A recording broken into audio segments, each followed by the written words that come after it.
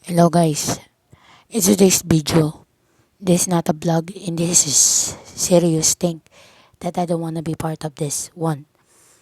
I'm so sorry of those being part of this realistic rally about saving and protect the justice of Rodrigo Duterte, our Tatay Digong. I'm so sorry Tatay Digong.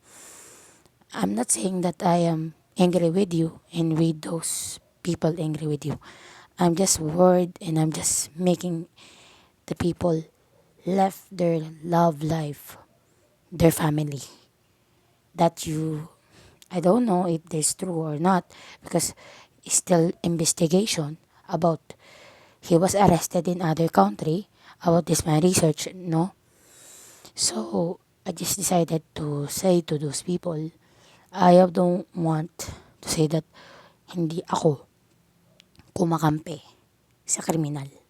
So, kung mahal na nyo nga si tatay dahil sinasabi nyo na hindi dahil kay tatay di kung hindi nawala yung mga adik na yan, etc. ganito ganyan. Paano kung hindi naman lahat sila part of that thing, victims of those killings? Hindi yan maganda society. That's not good for the society.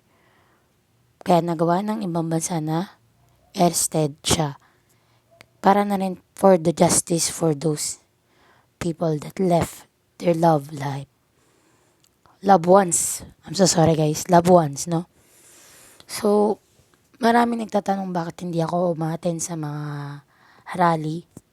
I'm so sorry, hindi po ako kumakampi sa isang kriminal na tao na pinapatay ang mga taong wala namang kasalanan.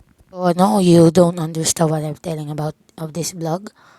I posting here in Facebook and I posting too in YouTube. Guys, I'm so sorry. Justice for victims of human rights. Pinapatay niya yung mga user lang naman na hindi naman talaga. Sabihin na natin hindi naman talaga drug lord or nagbebenta. There are users only na damay lang. Na kaya humihingi ng ibang tao ng justice for their own family left of their part of the family. Masakit yun para din sa akin bilang isang tao. It so hurts for me as a person, as a simple person, na hindi ka naman kasali dun sa isang bagay. Bakit mo dinamay yung mga taong walang kalaban-laban? Na basta na lang mo pinapatay ng walang dahilan. So, is today's vlog. Ito po ay totoo na hindi ko po talaga gusto yung nangyayari po. So, tinatanong niyo po ako about sa Facebook ko, bakit hindi ka kasali sa rallying to? At hindi ko sumasali sa gantong-ganto, ganyan-ganto.